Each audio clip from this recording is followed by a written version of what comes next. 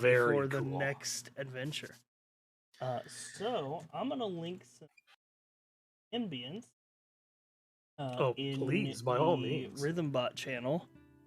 I request you probably want to loop this because it's a pretty short track. Done. So it has been about 3 weeks in character time since the war camp began to be disbanded, and some people settled in different towns along the southern front. Other people went back home to Asperia, and Tactful Preacher has summoned you here to make a good on his promise to provide you travel to Saint Citadel. Oh, good. What was the journey here like? It was a long, sort of lonely horse ride because the countryside is oddly quiet now that the sort of fires of war have died down. So like a sort of silent, nostalgic trip back through a place where there was a whole bunch of stuff recently, but it's already the sort of right? like, the sort of tension that hung over Last Reach is slowly dissipating. And people are slowly rebuilding. Well, I will, of course, dismount my horse and walk it up to the gate. Mm-hmm. And, Austin is that will wave over the sort of banister as he sees you approaching. Is that a familiar face I see? It is indeed, Commander. The preacher's expecting you. Yeah, Wonderful. hits a switch here, and you hear ropes and pulleys going, and the gate slowly creaks open. The kindness is appreciated. Do we have somewhere to keep the horse? Yes, I'll look after her. Just leave her by the door. Thank you, Austin. And he'll do that just the same. He'll basically put the horse. Yeah, tie it up on one of the rocks. Yeah, and then come on up. And he'll take a pause for a second and just ask a simple question. I trust you've been doing well. All of Last Reach has been doing well. The underground section is closed off for some construction. A lot of new faces in town, and they'll need somewhere to live. We're expanding the underground section. Has the garrison helped? Of course. Many hands make light work. That's true. Very well, I'll see you when I return. He nods. As the commander walks off, he's thinking about it, and knowing what Tactful Preacher said, this might not be the physical sort of journey, so while that comment might otherwise have seemed very normal, he feels kind of the weight of it. He continues along the path, and he remembers coming here with Sally and the party, and the air of mystery of it, because this was, of course, being held by an opposing force, and running into particular faces that had to give some guidance on where to go, and of course, coming across this. As you look up sort of towards the mountain entrance, which last time you looked upon it was holding the banners of the Eye. The banners of the enemy forces. Now is, raising the flag of Sidholm. And on one side is the flag of Sidholm, and on the other side is the flag of Meridi, the Elven nation. He takes note of that, and frankly, likes it. If there's one thing that Zero's always appreciated, it's balance, and for an entire city of people to discover a semblance of their own, it's good to see.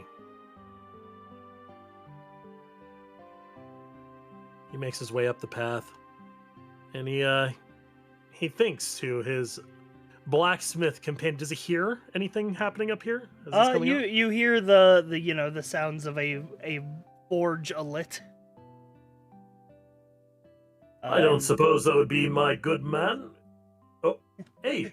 You see Abe actually holding a thing of molten metal over the fire, and he sort of rests it on the stones here. He goes, "If you're looking for my father, he's in the below sections helping with some of the heavy lifting." Oh, well, that's good to hear. How have you been? Good, I've been learning the forge. How's it suiting you? Well enough. What of the guild? Have you long since left it at this point? He nods. Well, if you ever find yourself looking for work, you're just as welcome at any camp I have in the future as anyone else. Thank you, Commander.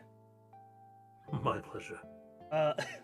As he says your name, this person turns around and locks eyes with you, and then he speaks very loudly. "Cartus is glad to see you alive!" Thank you, Cartus. You look strong as ever. Cartus has been lifting, and is glad you noticed. I am proud to have a brethren such as you hoist. Question, Cartus, before I head forward. How are you and your master doing? Cartus and his master are doing well, though he does not like the cold much. Cartus's master is considering moving up north. North might be wise. There's a fine lake to the east inside the woods. You might like it there. Cartus will make note of the lake. And what of our gentleman down here? I remember him being very kindly when we were dealing with the interior. Yeah. He is just sort of sitting there, and he nods there as you approach. I give Commander nodders. He And, sort of says, "I would offer you a drink, Commander, but I don't know where you would put it." I tried finding that very place one time, and everything stopped, so I think it's best we not try. Enjoy the tea for me. He nods. I'll be back soon enough, I wager.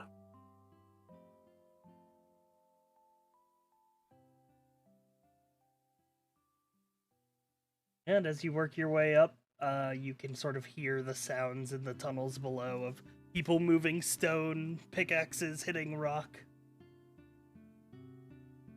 It's the first time in a while that Last Reach has seen any form of construction.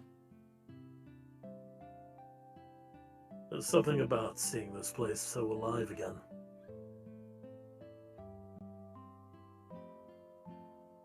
Tactful Preacher will turn as you approach. Heard I was coming already, did you? Yes, well, it's a lot easier to track people when there isn't a war on. Fair enough. How are you, friend? I have been well. I have been at work. It Steps is... forward and offers his arm. Not the hand, the arm for a clasp. Yeah, he'll reach out and clasp your wrist. Give it a good shake. Good to hear. Shall we head inside? I'm sure it's proper chilly out here for you. Yes, he opens the gate and sort of leads you in. And as you walk, he begins explaining. It is actually a fortunate circumstance that Scion had that viewing pool. Is it? Yes, it proved a useful resource. I believe that I can use it to transmit you to Saint Citadel. Are you aware that we've trapped them inside of it? Yes, but I have altered the programming, so to speak. I understand your intention with the word, yes, that makes sense. Alright, as long as you'll be safe doing it. It was, an encounter I did not understand. Yes, We had to I've handle it at the time. spent a long time on the incantation, trying not to shove you into a tree or something when I transport you. That would be appreciated. I must be honest. While wood makes a fine haft for a spear or something, I imagine it would make for really rough armor. I think we can pass on that idea. Could you make a warforged out of wood? I would imagine you could if it was a sturdier kind, maybe ironwood. Hmm. Fitting name. Interesting. Up here.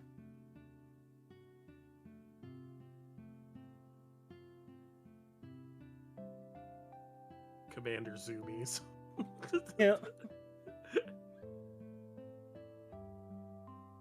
The general the- state of the place is in pretty good shape, though, right? Yeah, it's in pretty It's good clean. shape. Yeah, exactly. Like, it seems like there's been a lot of traffic, but they've done a good job of keeping on top of it and keeping things in order. You get the sense that some of these, like, dusty old halls are not as dusty anymore because people are actually using them. Commander's gonna take a pause just right here for a second and just remembers being here with 3 and the others, and there was a point in that entire battle inside of the well ahead that he wasn't sure that 3 and him would make it back, even with their combined soul. His blue eyes, his lights would just shut out for a moment, and he moves as if to take a sigh. He doesn't breathe, so no exhale. Hmm. And he steps forward.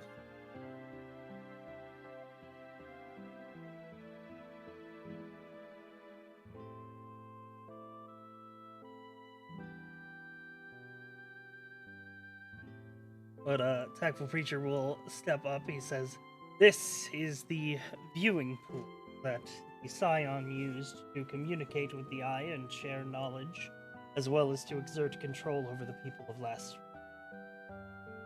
Quite familiar with the thing. The methods behind it go back farther than our records. It is Really? a old form of magic used in the time when the gods were still alive, and thusly, I believe I am in an advantageous position to understand it. It would make sense given your time in the world, so to speak. Not to mention your reverence for what is likely to be understood within. I trust your hand, preacher. Tell me what you need me to do.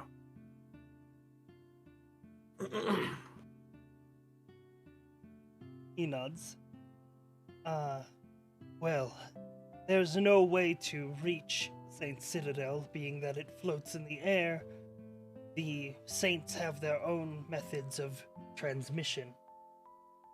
This will be an attempt to replicate that. So, in lieu of having the power innately ourselves, as they likely do, we will use this as the fuel? Precisely. Understood. I do not believe I will be able to accompany. I have work that needs done before I can make my journey. In regards to the other thing we talk about, I'm sure, yes. Yes. All right. Well, this, I think, was always destined to be myself and them. I What's that? have gotten a sense Hmm. when hearing through. I believe he is expecting you.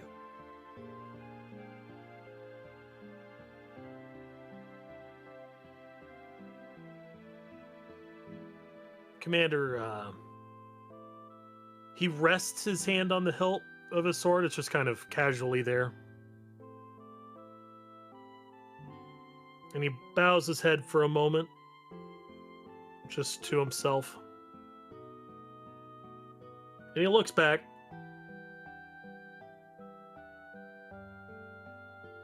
Preacher, should I not make it through and come back, I would ask one final favor. Try to let any Warforged you see moving forward know, or understand, that there's more to them than just their ordained purpose. They're allowed to be people too. He nods. Step into the center of the waters when you're ready. I'll prepare the incant. He steadies his gaze. And there's something foreboding about this pool, because the last time they touched it, that was something Zero could not really understand. As it comes up to the edge, he feels the burden of his purpose, not the commander, but the idea that if balance is ever to be restored, then someone has to take the mantle of responsibility in doing so. And everything, be it an adventure, a new path in life, or a decision as large as this, always starts with taking the first step. And at this precipice, he does. He steps into the pool and turns back. Tactful Preacher closes his eyes and traces a circle with his hand, and as he does, runic sigils appear in a similar circular foundation, and then they spread and overlap around the portal, almost like a veil being pulled. And the waters sort of ripple and begin to rise and shift and swirl into almost a tornado. A whirlpool opening up a gate in the middle. You get the sense that this is taking a great deal of strain on Tactful Preacher's part. And eventually he clasps his hands together, one on top of another. And in a flash, you are transported. Right.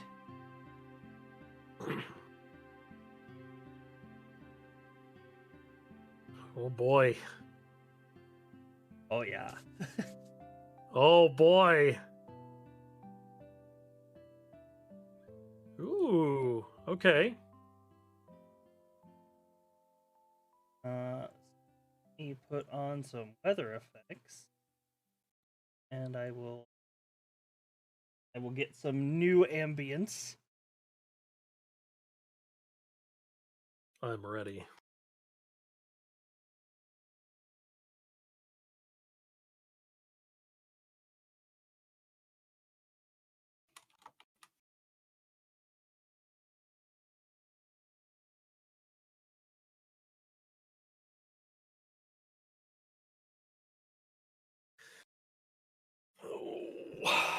Oh. Yes, sir. Yeah. Yes, sir. Oh yeah. So I'm gonna have some coleslaw after this. there we go. This'll.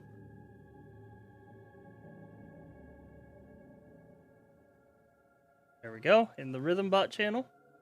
Got it.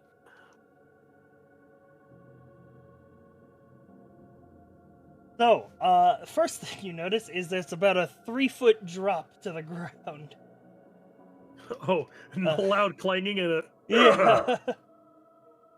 Yeah, pulls and himself off the you ground. stand, the grass around you, it feels unusual.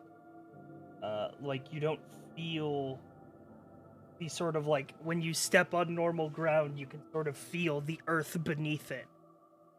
But not such in this case, and that becomes very evident as you see what at first you think is fog rolling in around and above you, but as you look over to the right, you see that it is clouds, and you are unthinkably high in the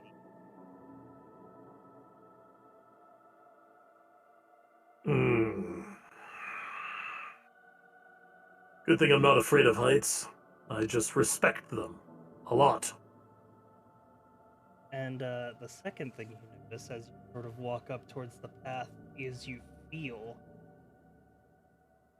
a overwhelmingly omnipotent presence. Like, can't escape the feeling that you're being watched.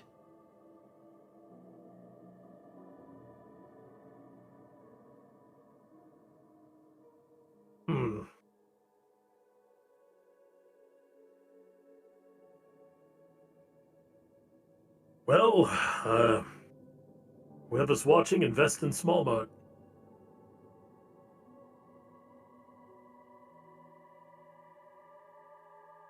He steps up the path, and I'm assuming this at least feels like stone. Yes, it does. And the very ornate-looking building, uh, like stone lined with marble and nice banisters and architecture that you don't recognize the origins of. Very ornate. He's going to recognize the care that was put into building this place, and while he may not be religious himself, he certainly has a respect for whatever work or effort or power went into making a place like this. And so he walks. You could hear the metal footsteps, Mhm. but they're not pounded in. They're just taken. And he continues within slowly, taking his time. He wants to take just a slightly closer look at this building. Anything? Does it have signage, wording? Yes, it does have signage. It is marked as the Bank of Holding. He cants his head a bit to the side on that one. That warrants a future visit. He's gonna come over here and see if he sees anything down this path or if the And clods are. you see a man here. Who appears to be pouring himself over a book.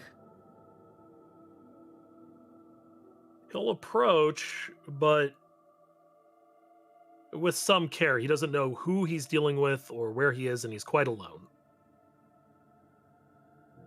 Oh there, stranger. He sort of turns, and as if to, you get a sense that he was going to say something dismissive to get you to move along, but then he realized that you're someone he doesn't recognize. He's like, what? And what would you want? A simple question. Perhaps a simple question. I am looking for 100. You know where I might find him? He points this way. Thank you, friend.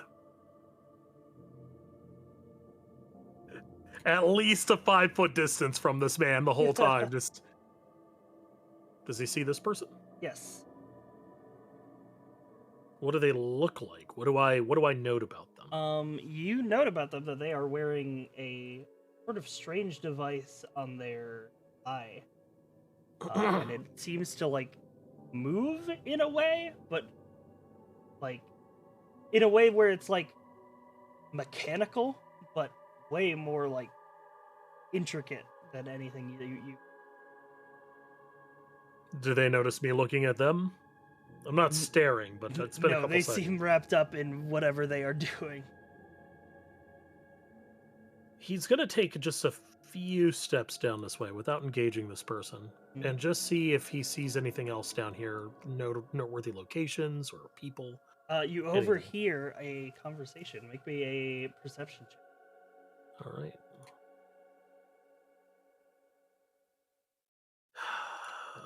Ability, perception.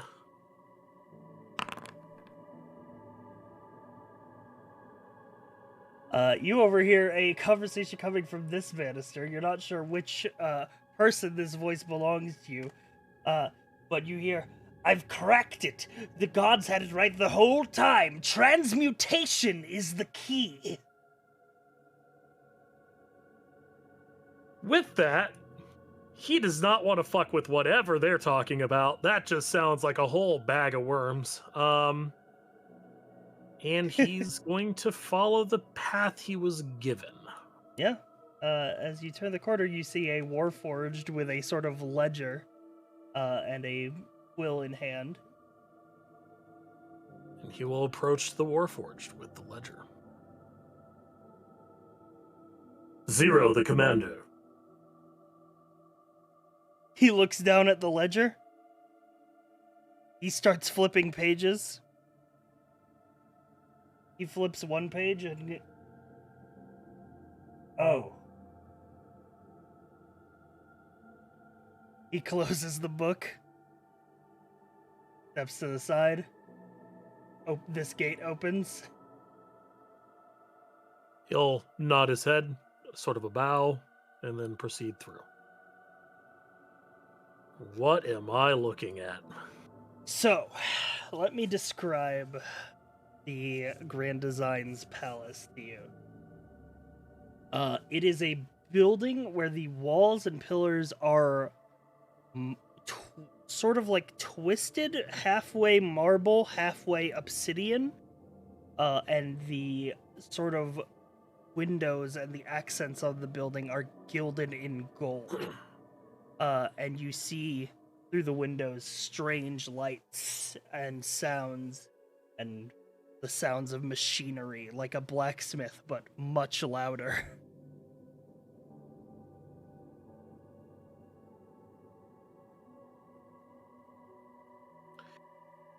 The door's right in front of him, right? Right Yep. here? It's a big old gilded double door.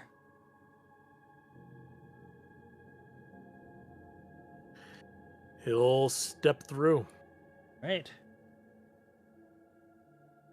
As you walk through these sort of hallways, you see floating crystals drift through the hallways to offer light.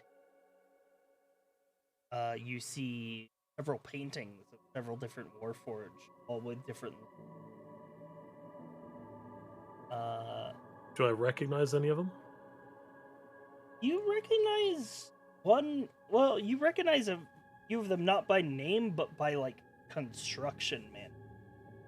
Like you recognize like one that looks like yourself. And it says basic military unit, night construction type.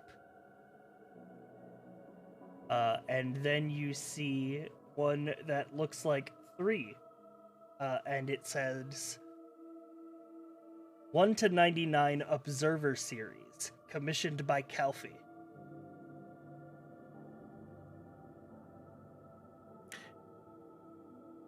The commander finds himself mildly offended by the basic military model, but, you know, that's all right. He knows his stones, and he'll continue through the passage. Yeah. Seeing 3 as a series explains a lot, given what he saw with the eye, and knowing that there are likely many, many more.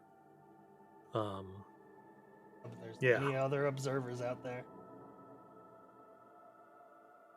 Right, eventually, we'll work your way into your sanctum.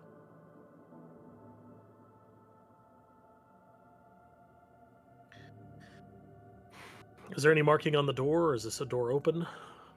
The door is open. There is an archway. And there is an engraving on the archway in a language that you don't know how to read, but somehow looking at it, you intrinsically understand it. If that makes sense. It makes sense. What does it say? It says, for every inside, there is an outside.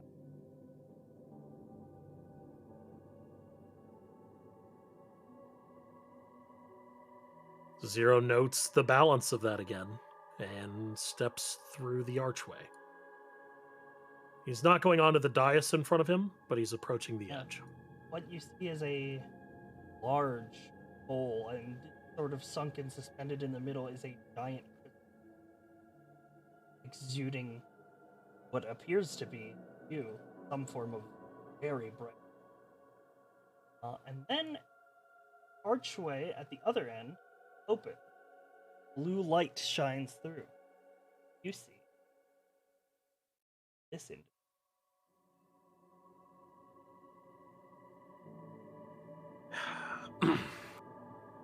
Zero doesn't tense, but his hand that had been resting on the hilt of his weapon does tighten a little bit. It's not a threatening thing, it's not a sign for violence, but it's definitely a unease. They are definitely displaying the pose that they have in the art. Is sort of tentatively a hand over a blade. and they walk up to the dais in the center. And they will speak. It is beautiful, is it not? Things can be just as dangerous as they are beautiful. It is the nature of the world we live in, dangerous and beautiful at the same time. Why expect me?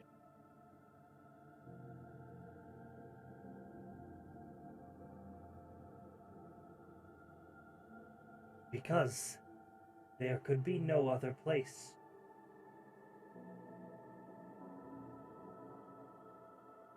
You create me to establish balance, correct?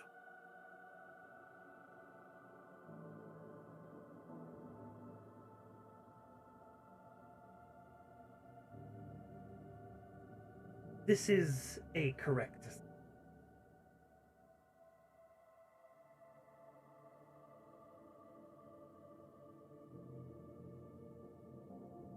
Zero relaxes his stance a bit.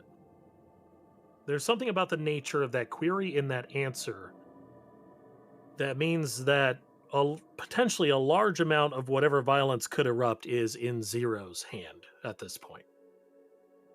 And he's going to take that into assumption. He's not as guarded. Balance in light, for example. There can be no dark without light. If I am to establish balance for you, cutting you down is not the answer either, is it?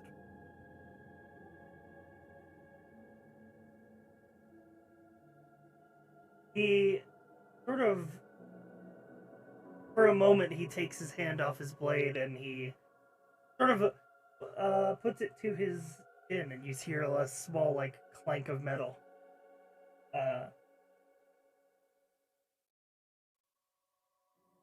It could be. It is not our job to know the answer. Zero is going to gently pace on his side. This is, you might see someone do this in a library when they're thinking about something really hard. I have been thinking readily about the situation between us. And while I might have the ability through you, if I were to try and seize your power to create more Warforged, I don't have the expertise, nor do I frankly have the desire to. My desire is within providing personal autonomy to the Warforged that exist. As such, if I were to take your pedestal, I fear our kind would rapidly die out. Do you know what a Warforged is? This pauses the commander, and he does turn. I have an idea. When I was joined with 3, the Observer, we saw a body, a flesh being, representing either our joined spirits or perhaps the greater truth of what we may have been. But perchance I will let you elaborate to me.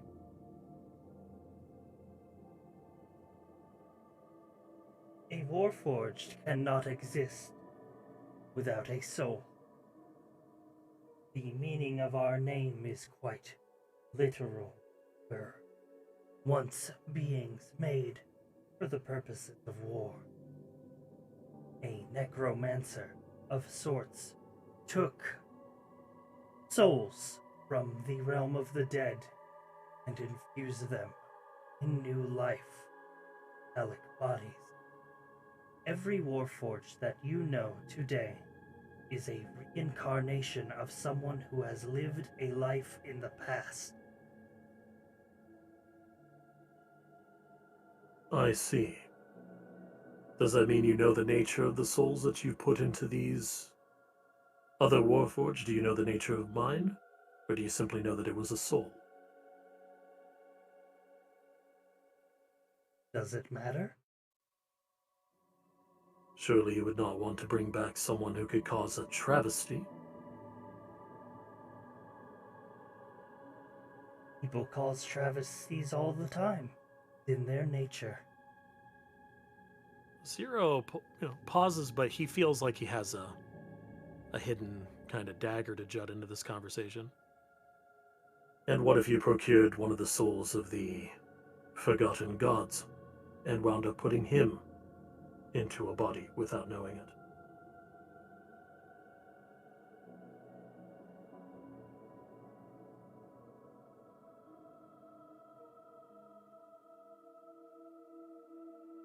Then perhaps an imbalance would need to be corrected. He nods at this. The machine is not perfect. It cannot be.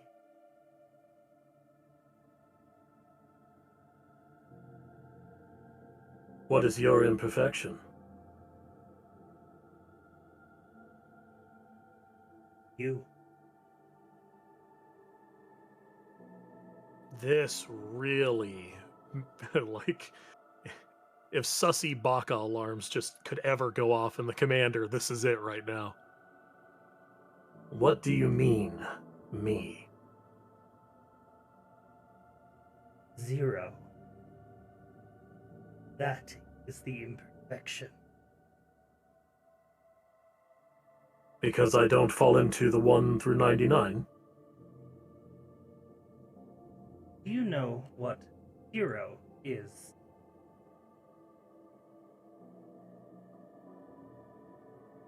A number?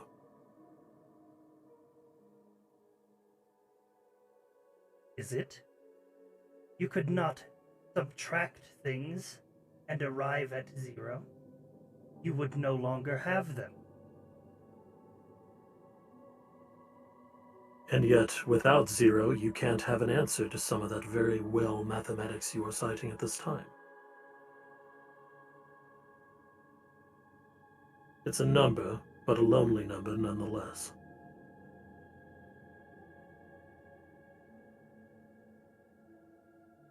Lonely. Our people were lonely once, before the grand design.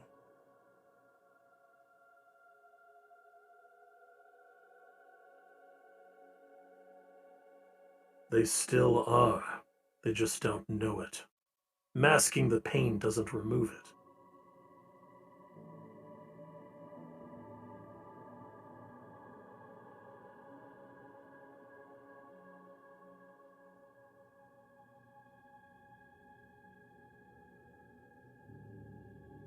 Do you claim you know me?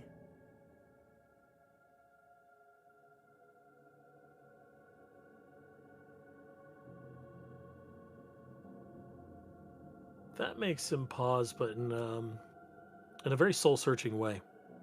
And his hand would come up and clasp his own chin as he's looking. And he strokes it a few times. I need to make a roll for him. This is kind of a... I would probably... I'm just going to do a flat d20, I think. Wow, that's really good. All right. No, but does it mean enough that I would be willing to try? Well, 0. I believe in order to know me, you must first know yourself. He raises a hand above his shoulder, and his metallic fingers snap. And a flash of white light envelops the room. 0, you feel yourself fall to your knees Oh. And the last thing you see before you sort of feel this pressure relieve is the sort of red plume of your helmet cover in front of your eyes. Give me one moment. I have to hide the screen from chat.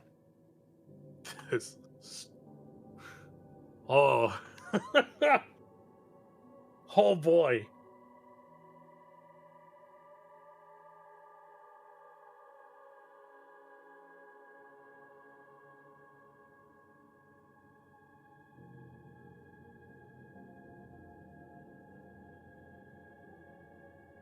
I have to close the curtain for a little bit.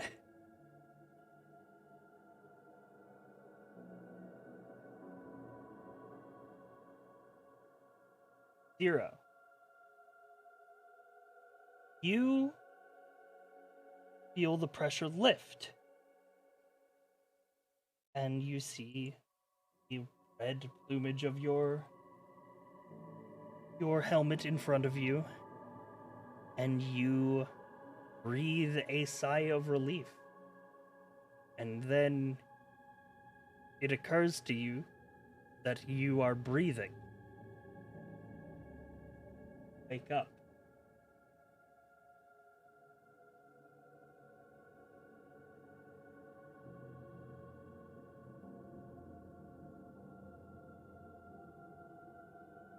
Where?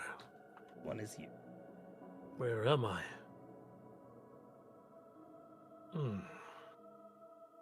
I have some different ambience. Give to you.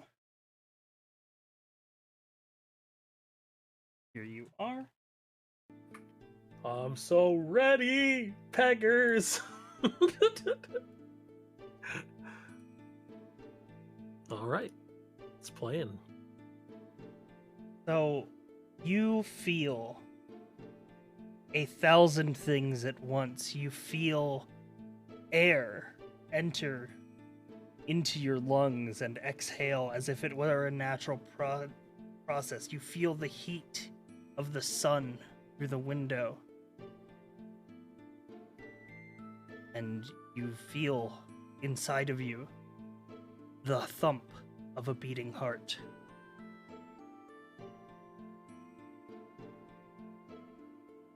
What am I on? You appear to have been resting on some sacks of grain. I want to touch them. Yeah, you can feel the sort of fabric, and as you sort of move across, you can feel the small grains that have been milled, the texture of them. It's a fine burlap sack. You'll slowly descend off of it onto the wood.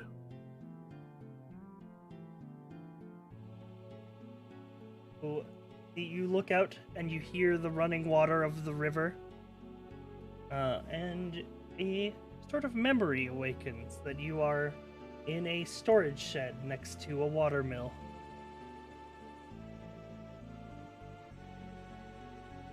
I'm going to step outside. Does this place look familiar at all? Out of character, no. I might recognize it. Zero might not. Make a perception check. All right. This character sheet should have all of your skills. All right. This character sheet? Yes. Okay. You double click on him. All right. All right, that's a 2. You are just so disoriented by the sort of senses of it all. Do not immediately recognize this town, but it appears to be a bright town, a vibrant little village with a keep on top of a hill. What?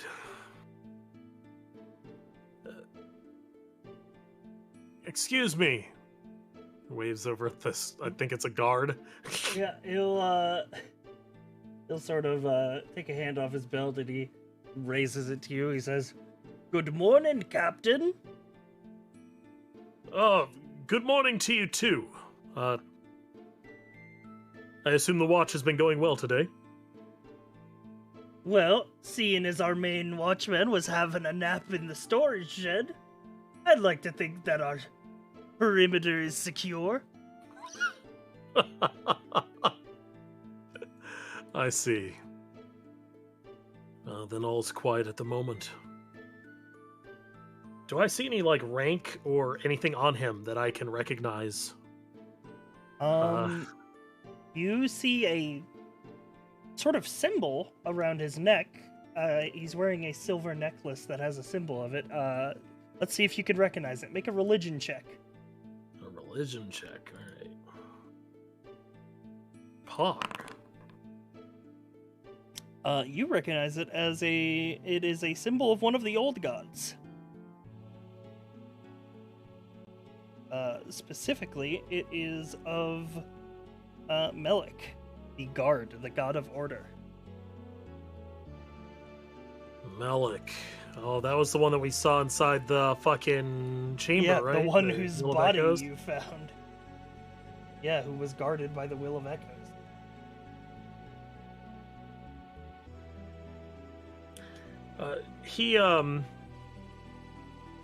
I mean, does this look like a guard? Is this a guard? He looks like a man who is well armed, but as you sort of look behind him, you see a sort of billowing chimney, and you hear a sort of stoked fire, which you recognize as a smithy.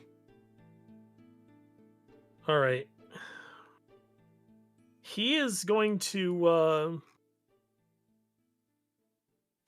This is a smithy. Mm-hmm. Well, I'd best hop back to it. I thank the good humor. I'm going to find myself something I should be doing. He nods.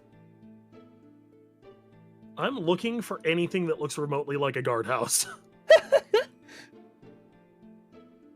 Yeah, as you sort of walk, you can make me another perception check as you sort of walk to sort of this area and you see the bridge Sure. across the river. There it is. While I keep moving. It occurs to you, you've been in this town before as the commander. This is the town that the dwarfs were besieging, where the people were killed and strewn about to create abominations that served the eye. This is It the was town of 13 to Eden's build, Crest. right? Yeah, this is the town where 13 the Builder lived and died. This is but it appears that the village is much in better shape than it was. You are in an echo of Eden's Crest.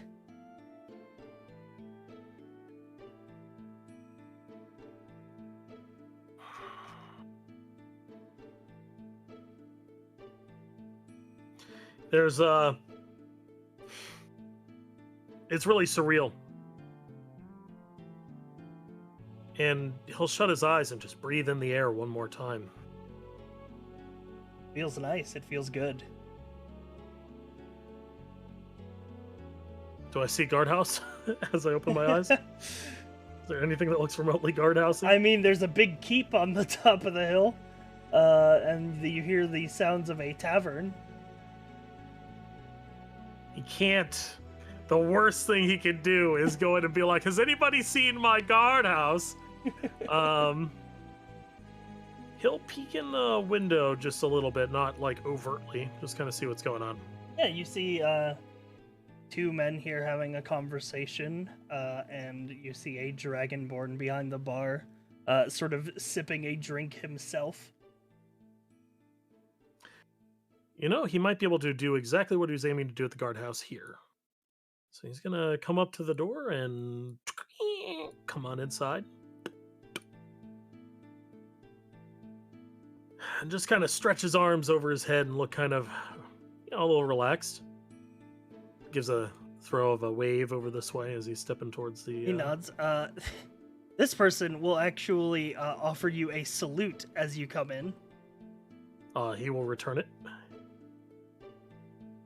He This nods. one? This one looks at you and then looks at what this guy is doing and then like salutes, but it's like he's not sure like if he's doing it right. He'll return it to him as well. You'll get it right one day, lad. And continue towards the bar. Tevin, keep. He nods. He says, I have a name, Ajax.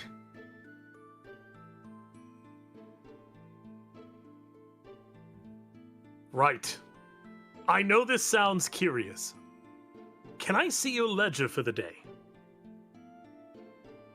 He sort of obliges. First thing I do is look at the very front to see what the fuck this man's name is. This man's name is Winters. All right. Sorry about that, Winters. I seem to be a little groggy today. And he's flipping to whatever the current day is. The current day, you have it. It's odd, because it is a. Oh God, you're gonna have to make me a history check. Oh no.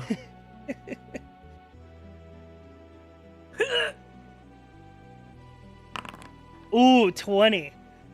So you, as a military man, you know your calendars and dates and times very well. This is a outdated calendar. This is not even the formatting of months that is currently used in the world of Behlonn. This is a calendar that was in favor in the Age of the Gods. And as you sort of piece it together and do those conversions in your head, you realize that you are approximately 1,000 years in the past. I quickly check to see if I have a coin purse.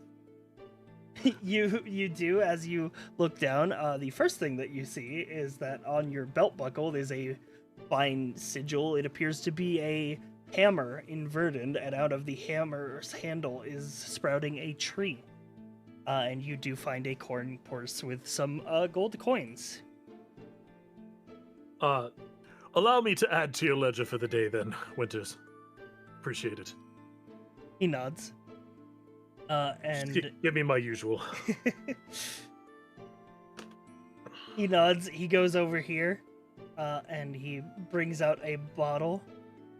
Elven fire wine. Nothing better. He has no idea what he's in for. He is just. He'll slide also, across, you do see you do see a name that matches what he called you in the ledger as you were flipping through past days. You see the name Ajax Camphor. Camphor. Is that a name that rings any bells? No. In fact, you can't really place it to any like lineage. Like Ajax, you can place. That's a dwarven name, 100%. But you can't really trace the lineage of the family name. Do I feel dwarven? Am I short? In a sense. But you don't feel like ish. You don't feel like you don't feel like fully like short. You're like about, you're about like 5'8".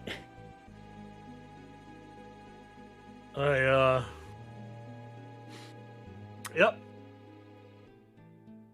I'm gonna wait for that ale to get poured. All right, I'm gonna slide him some money. Yeah, he will pour you a mug of elven fire wine. And he'll pull out a single gold coin. He'll slide it across. Just this will cover me for the next while. He nods. And he'll pour himself a little bit of it and take a sip. All right, make a Constitution saving throw.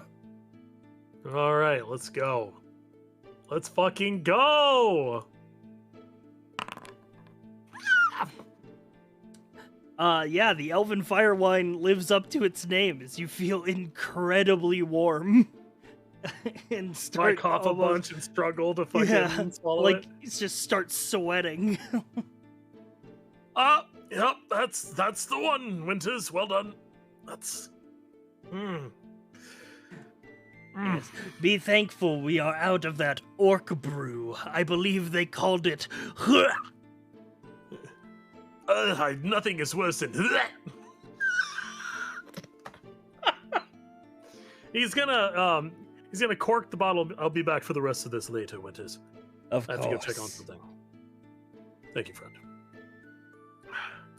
And he's gonna make his way over here. Yeah, you want to overhear a snippet of their conversation as you are coming over? That's good. You see this person sort of like leaning into the table. This person seems very like it's odd to describe. It's almost like they don't fit in their own skin. They're very like fidgety.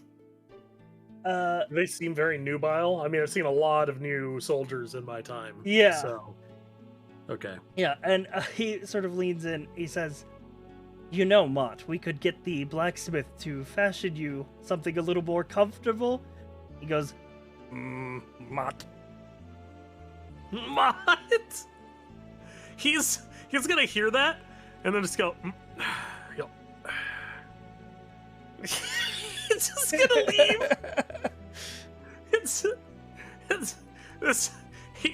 He's in the middle of like a spirit quest.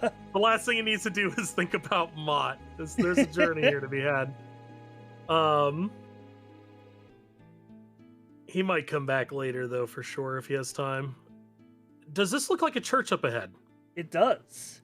But all of the sort of banisters and like markings on it are not recognizable to any of the patron saints. So you probably figured that out by now.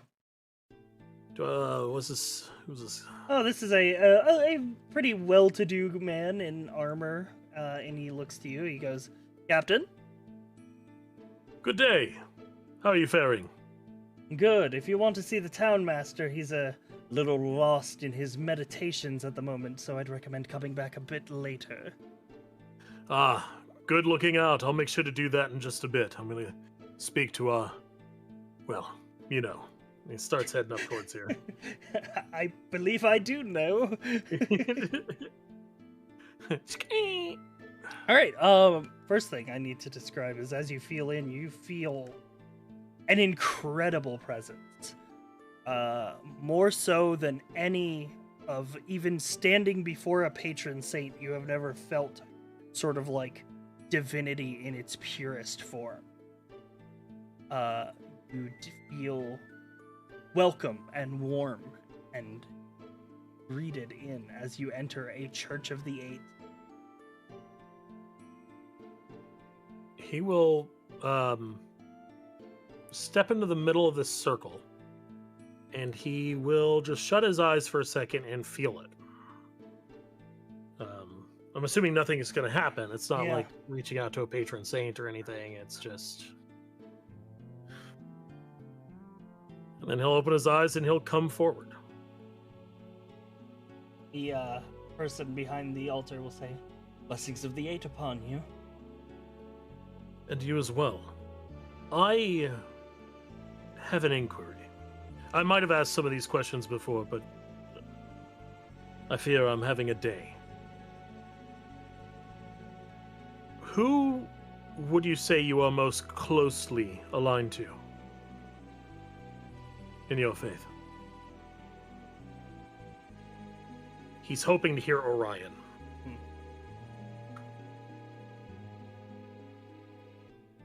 He will sort of stroke his beard thinking. He said, "Well, this is a difficult question. It is my duty as a priest of the Eight to speak for all of the gods in their time. But I do believe that Elias, being the sage and the oldest god, earns him a little bit of favor." May I step up to this altar? You may. That'll be all right. Thank you. And he does so. He will, he kind of wars with it a bit, but he goes ahead and he takes just a knee to show respect, and bow his head for a moment. And he's silent. But he's he's gently making it a little obvious that there's something bothering him. Um,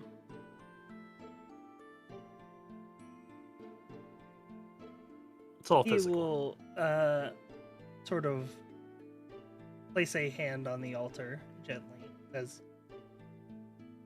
"You seem troubled."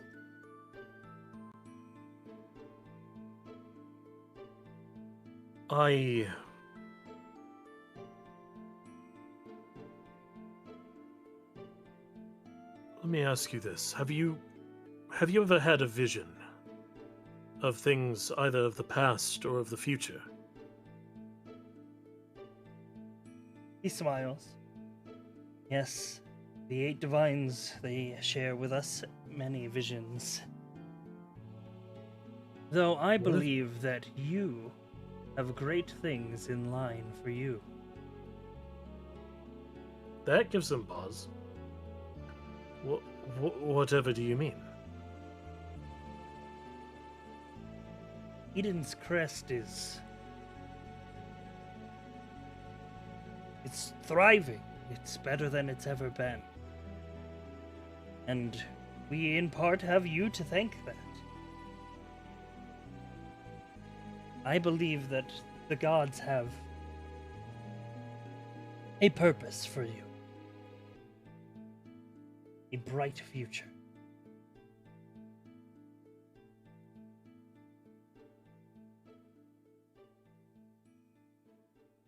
His eyes would sink a bit.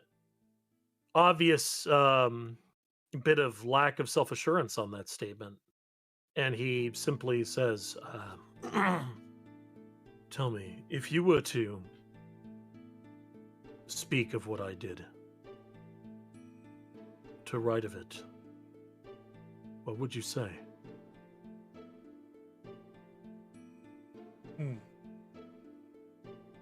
Who is Ajax Camphor to you?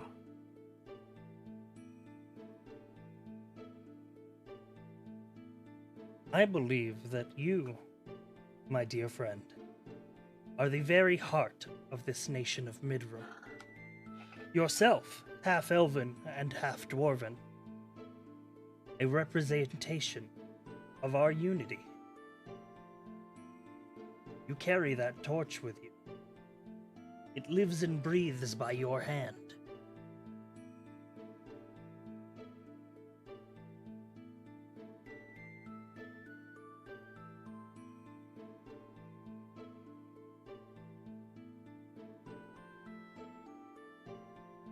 And what would you say of yourself?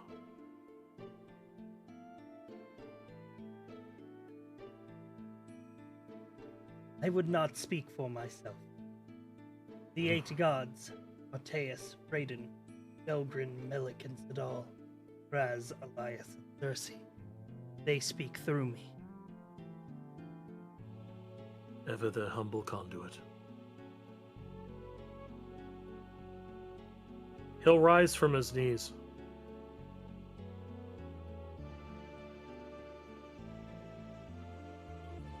When you said that we've been given visions, it's not unusual. No. Does it matter if it's... Go ahead. Well, a vision is often not to be scorned. It is often a gift.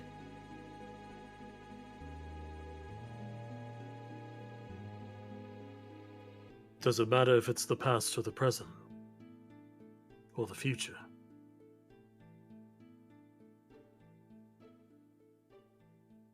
Well, we cannot change the past, but we can change the future.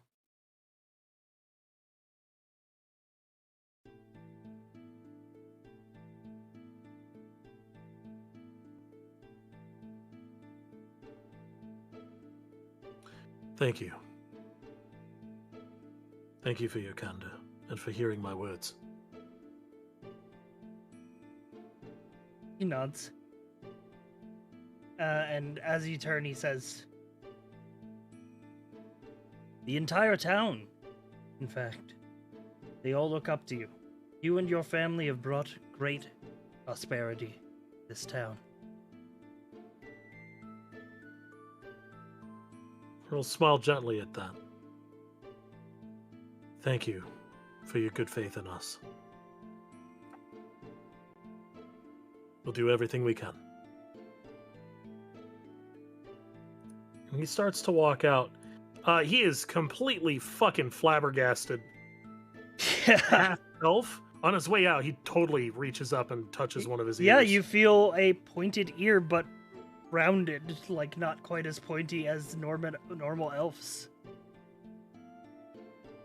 Camp 4. Does any place around here look like a fucking library? Not really. Oh no! Oh gosh. Oh, he's gonna.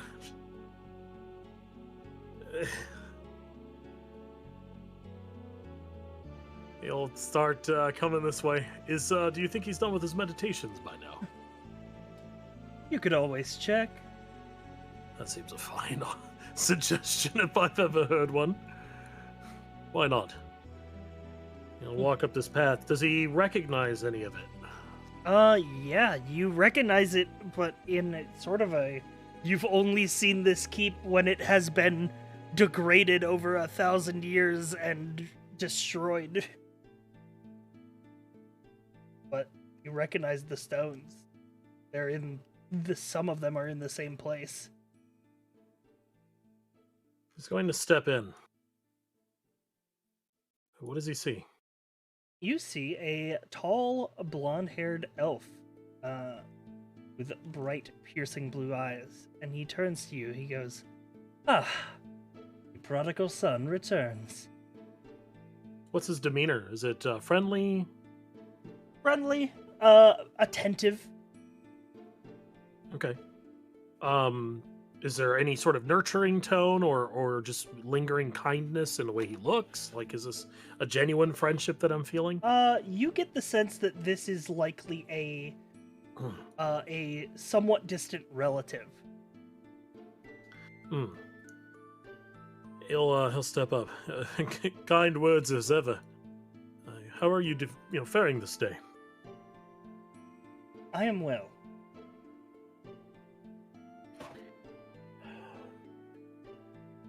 He sort of turns his head. He says, It's a shame what happened to your father." Did the full report ever come back? He pulls out a small envelope. Yes. He'll step forward and put out a hand as if to take it. He nods. And he will open it up in front of him and read it, but being very careful to Yeah. not show any expression. Yeah, you say it says that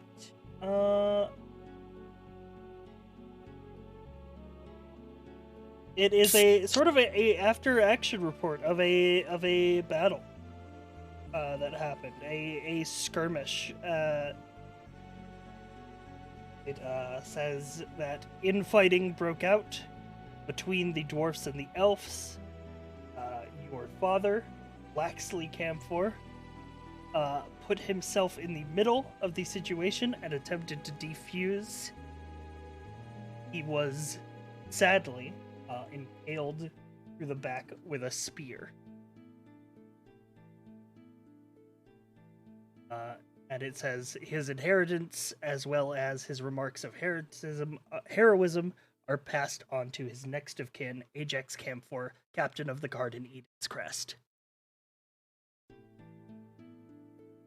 There's a sigh as he folds it back up and pockets the note.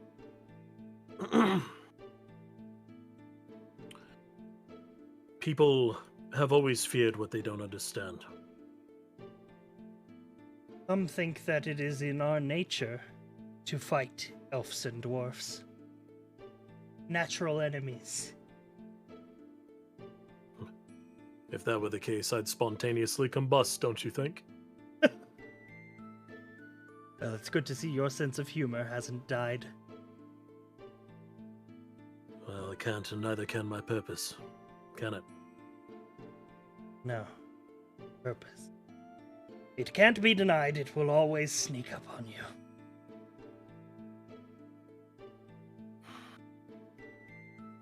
And of all Do we the... have- Oh, go ahead. Go. I was just going to ask if we... I'm a bit foggy. I had a little bit of the fire wine to take the edge off for the day. Where do we keep the records? He nods. Around there.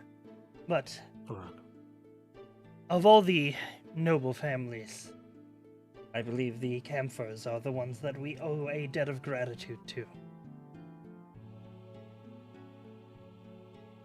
I will do everything I can to live up to that legacy. Hmm. It seems tall at times, but You what are heard we the if not? rumors. Hmm? Apparently, the young Liadrin lady has run away from her parents' estate. Really? Yes. Apparently, she wishes to travel the world as an adventurer. Theatre. Does that ring any bells? You can make a religion check. Oh no.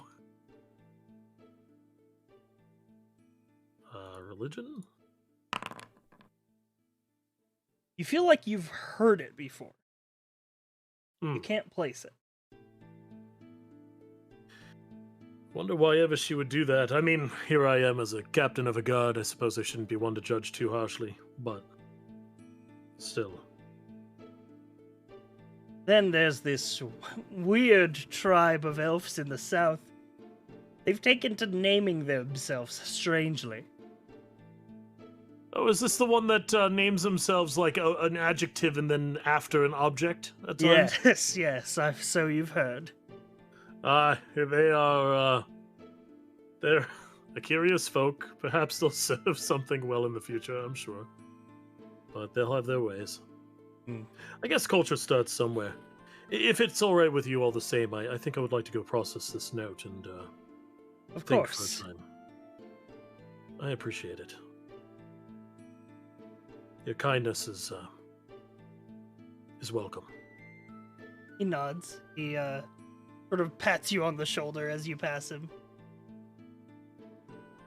And I am at a really decent kind of pace, so coming on in here and looking for anything that looks like a fucking bookshelf. I need books. Yeah, this now. this is as books. All right, sort I of am stewed gonna about peruse. it. All right.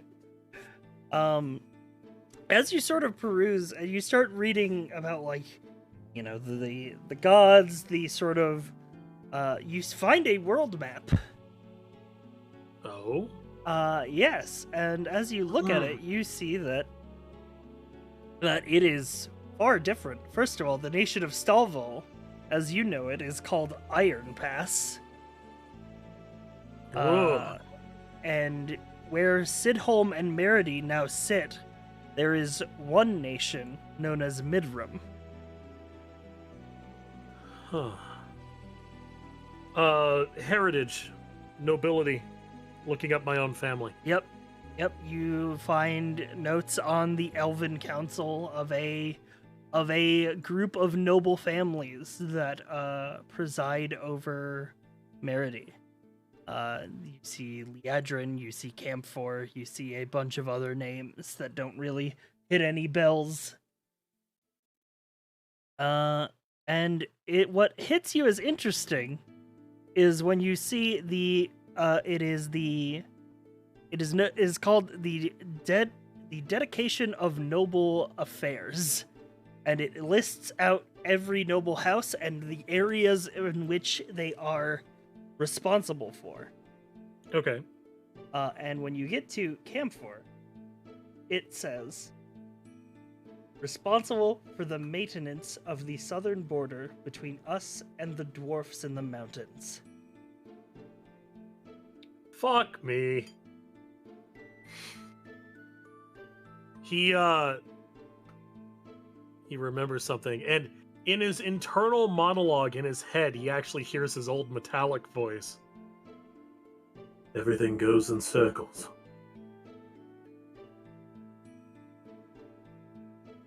You hear a sort of voice in your head, but as if it was coming from across a room.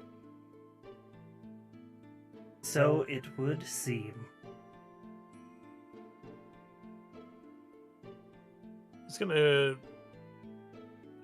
He's gonna take one last look around for a particular one that's talking about any sort of combat or battle records or military records regarding him personally. Yeah. You find a sort of note similar to the one that you were given, but it doesn't list any casualties, but it lists Ajax Camphor receiving a promotion to Captain of the Guard of Eden's Crest for exemplary heroism and championing the idea of unity that this nation was founded on. It lists the event of a riot breaking out in the streets of two warring factions of people with pitchforks and torches who were calmed to peace by you.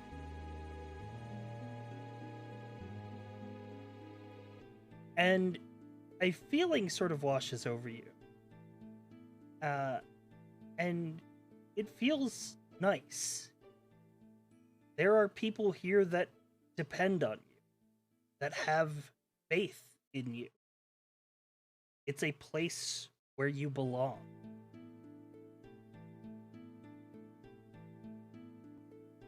So it's always been in my nature to bring people together.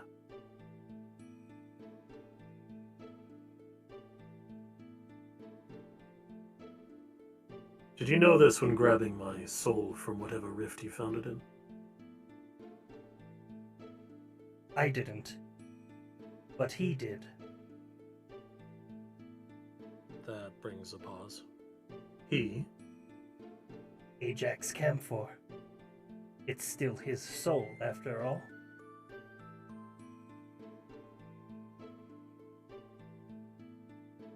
Am I him? A shadow of him? Or just influenced by him? That is the question. Allow me to lift your veil. Ambience change for you? Ambience change! Pog! As you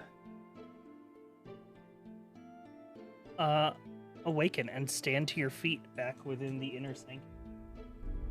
Okay.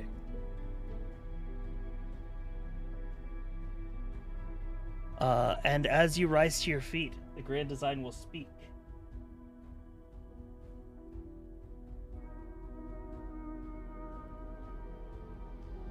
Our people were once souls breathed in new life and set to walk upon the world without order. The soul rejects this. It clings to the past, to its past life, that a life that has already been lived. This is the nature of the Grand Design. To give purpose is to set our people free from legacy. If you destroy that purpose, if we are not given guidance when we are created, then we will only ever strive for something that we can no longer have, for it exists in the past. We will only ever get close. You, as the commander, will only ever have an approximation of what was once had by another soul. That's what Zero is. It's the nothingness of a world without purpose.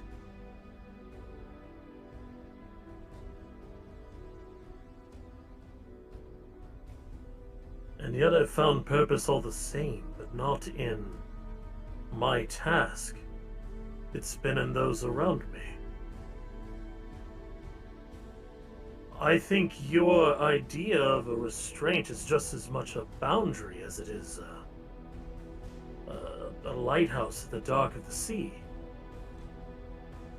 Surely you can understand that there's more than just the self and everything that defines the self, and more than just the past and what can ordain a future.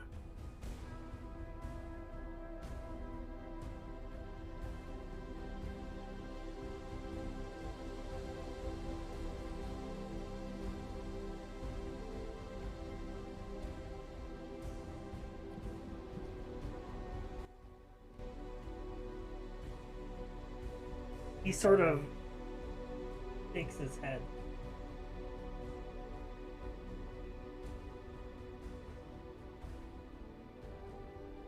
The same may be said for you, but it will not be shared by our people. There will be Warforged who live in the dark, not knowing their purpose, not knowing why they were created. They may never find it. You were fortunate. I do not bet on luck. I create purpose for them. And I desire them have the choice. There's optimism actually a little bit in Zero's voice. He's seeing a path out of this that may not require both of them having to go away, either one or the other.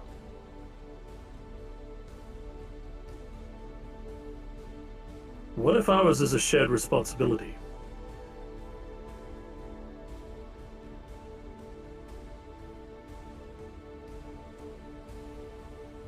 What if there is no one answer?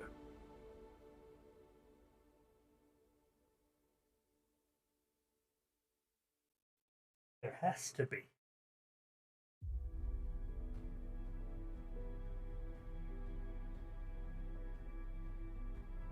When we form a question, even as simple as a yes or a no,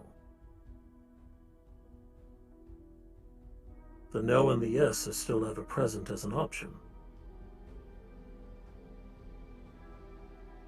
In its own imperfection, it is almost perfect in and of itself.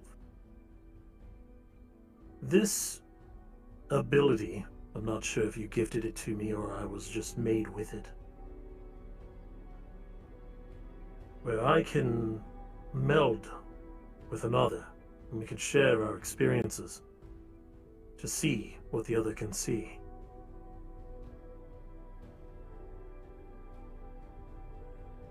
It hasn't robbed 3 of his purpose, because he made the choice to keep it. Surely every Warforged deserves that right, to decide for themselves if they should keep it.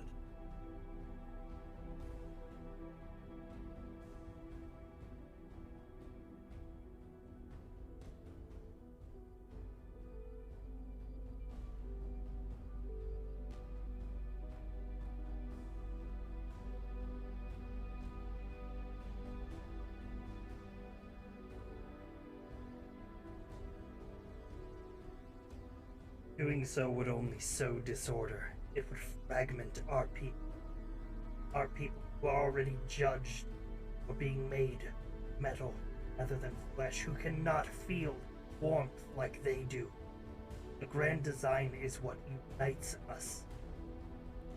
I will never return to Zero.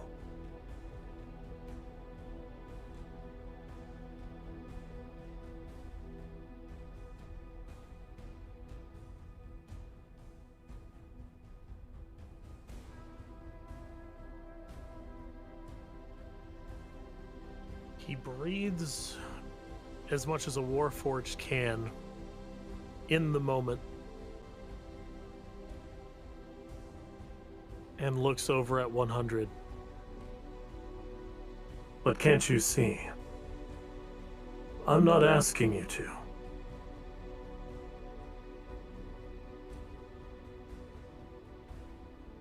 I'm asking you to balance the debt. We have already shown that we can have an accord without coming to blows. That we can try to look across an aisle at each other here on these 2 days.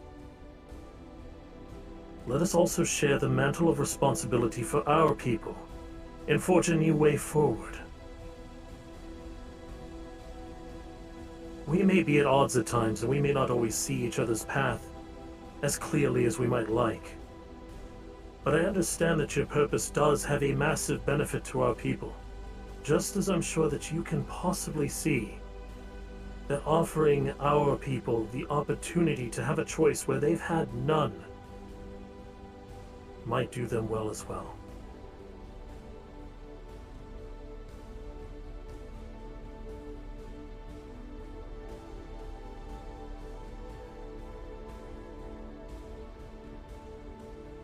How could such choices be made? I fear they will be uninformed.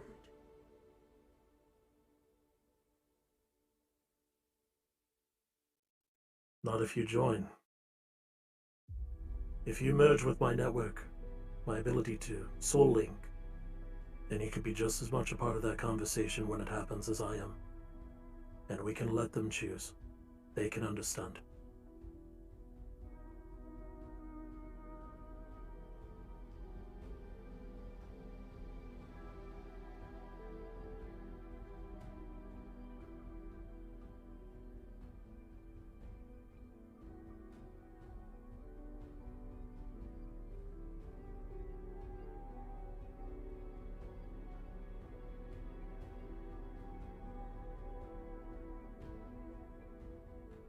I need you to make a roll. Okay, what do you want? I need you to make a persuasion check with all that you got. Okay. I'm gonna go ahead and use my superiority die on this. So I'm popping an ability called oh, where the fuck is it? Commanding Presence, I think it is. So I can add 1 superiority die to the roll. Okay.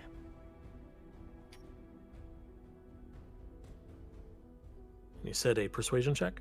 Persuasion check plus 1d8. Plus 1d8. With advantage or just flat? Flat.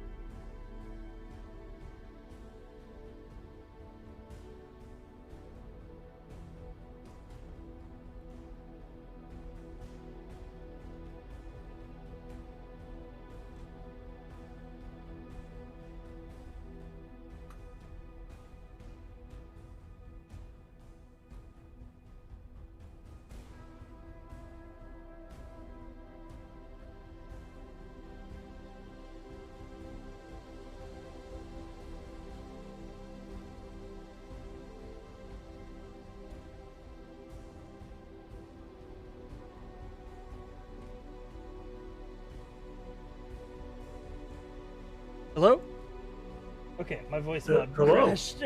Oh, welcome back. Alright.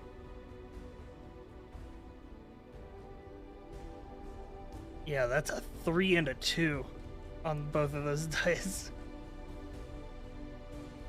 Yeah. The dice decided.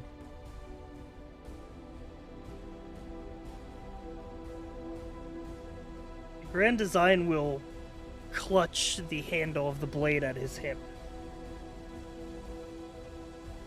And he says, I will not allow our people to be born into a world of nothing, to fumble and to fall and to grasp without purpose because they were born into a world of zero.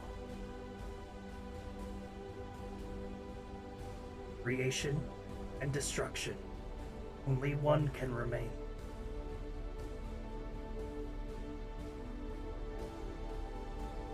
So you count yourself sole arbiter in that? Do you not see the hypocrisy?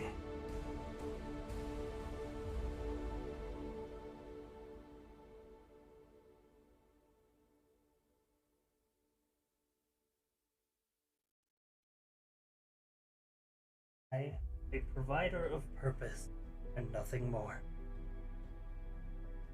And I a provider of freedom. Nothing more.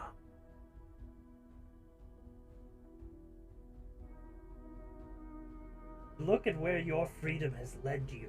It has led you back to the Southern Front, back to Eden's Crest, to stand upon the very ground that you once stood in another life, in another time. All you will ever be is a reincarnation of somebody else's will.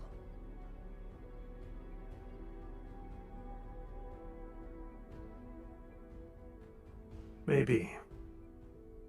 Zero's eyes will turn off at that and then turn back on. And they'll flit over to him. But at least it was my choice. I came here to see you. I chose to bond with 3 beyond your normal means of a number.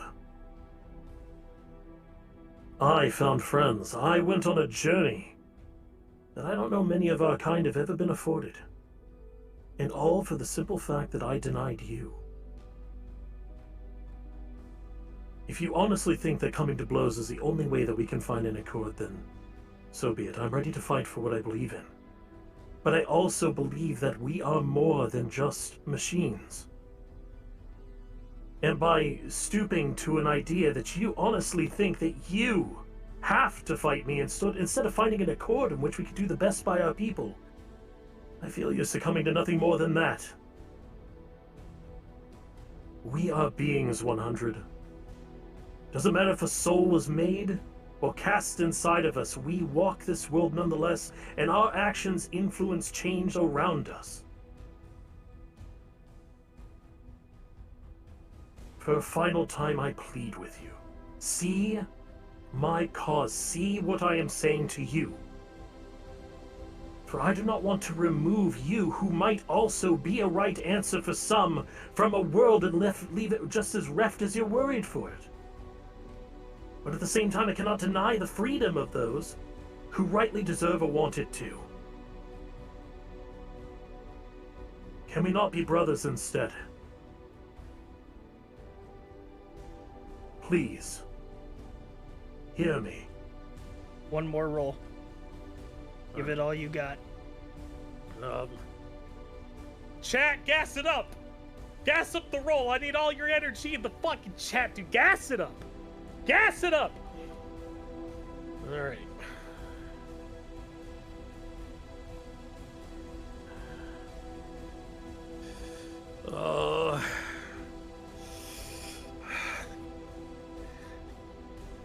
For our people, dude! Let's go!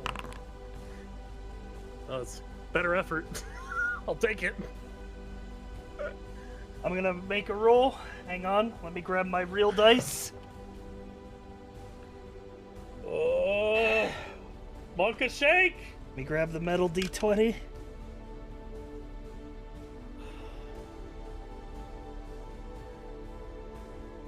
Oh, it didn't. I rolled perception. You rolled perception. Yeah, it's 21. Oh. It's well. Oh. Then that yeah, with modifiers that's a 21. Thank you, chat. An 8.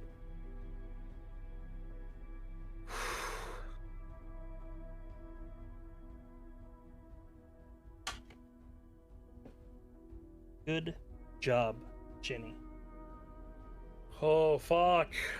Let's fucking go! I have a change in ambience for you. Okay.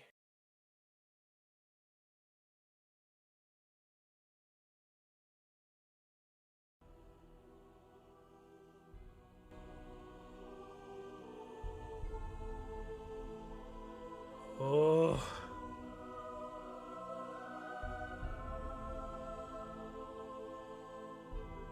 The light atop the Grand Design's head. For a moment, he clenches his blade, but it flickers. And he thinks. For a while, the room in silence. Then he speaks.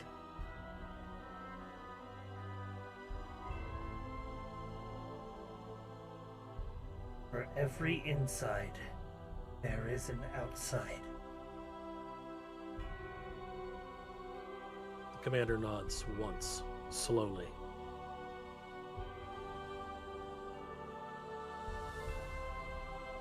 You have walked an arduous path.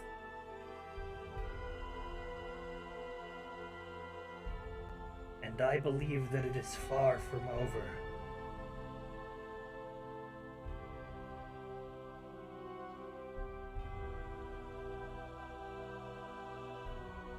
Perhaps walking this will indeed lead to my destruction. But that will not be my choice.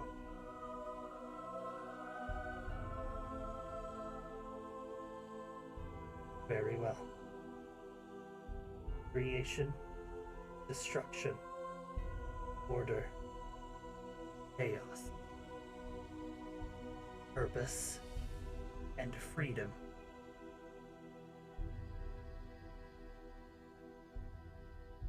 Commander nods. Does this dais look like it was built for this purpose? Because I'm kind of getting a read off the room, and it looks like maybe this is a means for us to connect. He takes a hand and places it upon the stone in front of him. I see you, and I hear you, brother. And he reaches out, and he puts his hand on the same dais on his side. All right. A immeasurable amount of power begins to flow into you as the grand design is giving you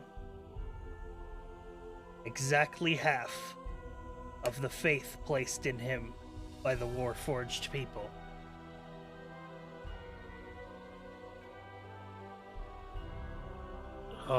How earth-shaking is this for me as an entity? It's pretty earth-shaking.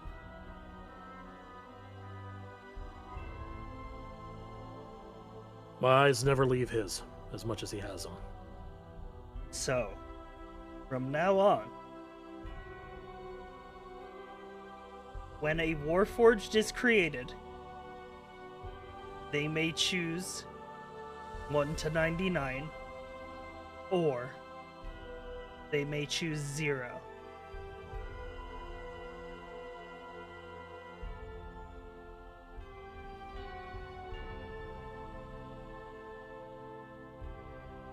$100. I may not have had faith in you, but I do have faith in us. We can find the path together. For our people.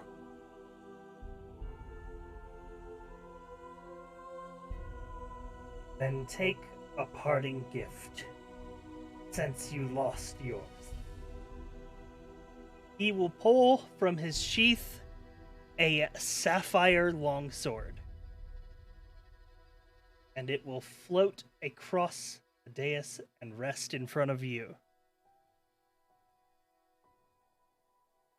He freezes, and he looks to 100. And if his brows could knit tightly, boy, would they ever. But it's not of mistrust. It's not of concern that something's going to happen to him. It's such a change from how he was worried this exchange would have to go. He may have hated 100's decisions, but he never hated 100. And with a sort of reverence, he reaches out, and the leather of his inner palm and fingers will slowly move gently against the blade into the pommel, hilt, and grip. He picks it up slowly, eyeing it in the light. What does he see? I have a reference image for you of Awesome. what this blade Hell yeah. looks like. Oh boy. I will go ahead and put that in our general chat. Woo-hoo! Holy shit! It's not custom art, as it is an image I found online, but I will pull it up for chat. It looks like this. Beautiful.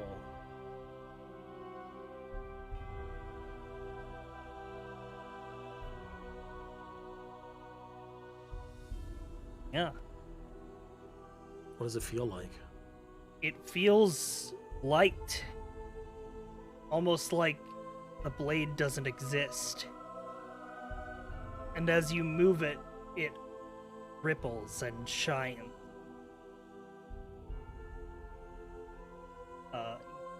This item is known as a Blade of Moonlight. Oh, whoa. Okay. This hell item yeah. functions as a +2 longsword with an additional property. If this weapon scores a critical hit against a entity who belongs to another plane of existence, this sword functions as a cast of the banishment spell. Jesus Christ. Holy fuck. I'll let you put that on the sheet later. Yeah, That's oh, yeah. crazy. What the hell? Can you tell chat what banishment does? It might also be for me. 'Cause Banishment, I know it's strong. if a creature is not native to this plane, so not native to Behlonn, it sends it back. Holy crap.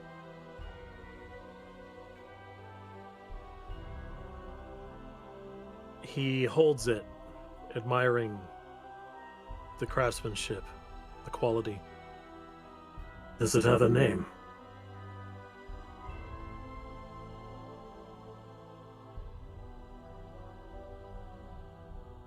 Not yet. I am not a fighter. But you are. Then let's name it together. How do you like Brotherhood?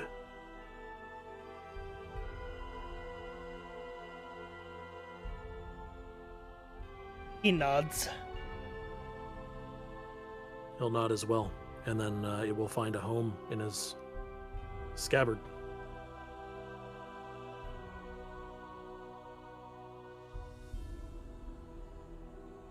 May it and my actions with it forever honor the bond and the agreement that we've made here today. I assume I can come here of my own volition now. Yes. The divinity inside you affords you that. And if ever you need to speak, call me and I will come. He nods. And with that, Zero's just going to stand here. And I imagine the two probably will just gauge each other into decision and soak it in for a while. Yeah. Just wordless. So we've gone so far from the entry to the southern front, meeting Sally and Chioko, Taubama, 3. Surviving by the hair on a neck on several occasions, simply thanks to the party not letting him take a sacrificial stand despite his will to do so.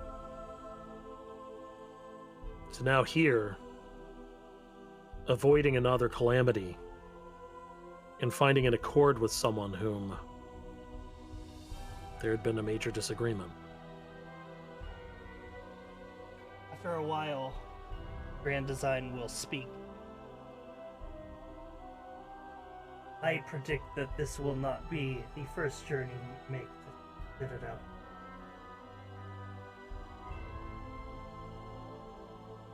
You intend for your associates. Well, the other saints have put together quite a machine.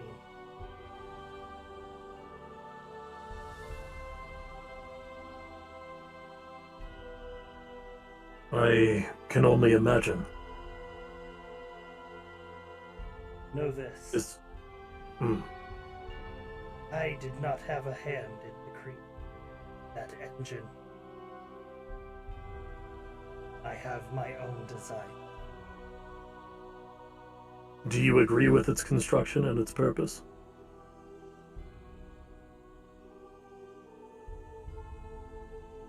I believe that if we are to fulfill our tasks, we must understand the old gods.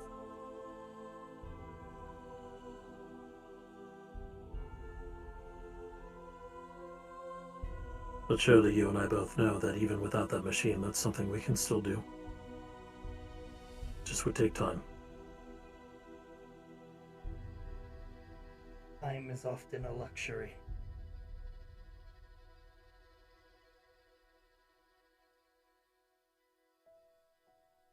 Very well. I'll keep that in my mind. Till next 100.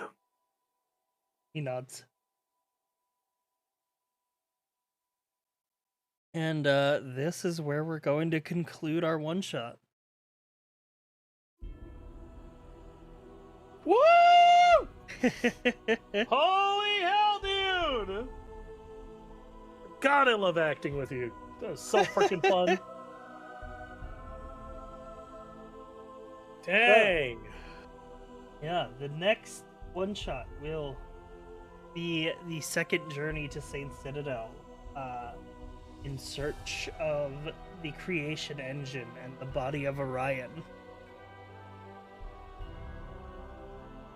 Which will involve multiple party members.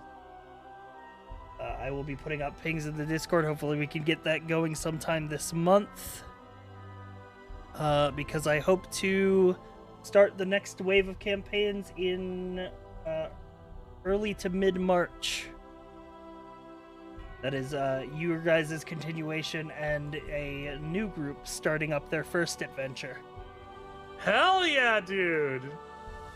New group too!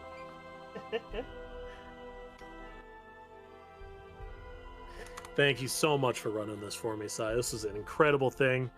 I knew as soon as you were like, hey, how do you feel about mid-season or mid-sessions we do a thing, you know? And I was like, yeah? You're like, yeah. And I was like, yeah! Yeah, so this is sort of, the way that I've decided that character storylines are going to resolve between seasons. From now on, rather than just having a time skip. Wow. That's so wild, dude. Yeah, get to see the world in motion. Woo! All right. Big changes. I also, one of my favorite things is I love going into a session not knowing the outcome. True. Letting the actions of players and interactions and dice dictate outcomes is fucking delicious. You could actually just num, num, num, num, num, you know what I mean? Like, it's so good. It's some of the best stuff I've ever seen. I'm gonna have to get like a really good art piece of Zero and put it on my wall and just have that for the rest of By my the life way, after this campaign. big thanks to Luca helping me out with the art. True, because you got Custom 100 art for the and grand design and custom art Ajax. for Ajax Camphor. Yeah. Where'd you come up with the crest idea? It was such a good idea. Because it's part of the history of the world. The Dwarven and Elven nations used to be one people. They used to have like that mutual understanding that like the dwarfs cared for the mountains and below the earth, where the elves cared for the trees and the forests. And that sort of led to that natural thing of like an upside down hammer with a tree sprouting out of it. So this brings me to ask, do you want to talk more about the Camphors, or do you want to save that for future sessions? I think, well, the Camphors are one of many noble families that were the elves, because the elves didn't used to have that naming convention. That was like a cultural shift that happened when they went from being like a ruling council of nobles, a la like Lord of the Rings, to being like a more tribal people. Interesting. Yeah, and a big catalyst of that was the the great civil war that happened between them and the dwarfs that led to the nation being split in two. So he was right in the middle of that. Yeah, right in the middle of it. And that means that it moves in circles, that it brought the reincarnation of him back to the Southern Front to unite elves and dwarfs. That's fucking wild, dude. Thank you so much, Sai. Wonderful writing. There was no cap chat. There was a point in season 2 of what is now Neon Divide where like Sai and I do a lot of joint writing on some stuff and we have a lot of fun doing it. But there was one point where I was like, I don't know what I would do in this point. And Sai said this thing to me that I loved. He said, let go of the wheel.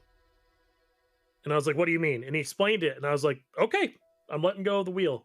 And what happened from that was wonderful. And it's nice to be able to do that in your D&D too, man. Yeah. I like, that's one of my favorite things about D&D is I love when I can, let the players drive it. Well, you let go of the reins and the horse knows where to go. Yeah, right. You just got to steer it. Let's bask in the afterglow together after your stream here. All right. Yep. But let me let you get to chat. Yeah, I'm gonna go wrap up with chat, and then I'm gonna hop into here. Chat, I'll probably go live again in about an hour with just a normal gaming stream. Or probably sooner, because this was a very short one shot, and I want to give you guys more stream content today. Let's fucking go! All right. I don't think I missed any subs. Oh, Decade Forever, thank you for the Prime 32 months. Nice, dude. Thank you very much. All right. I will be back soon.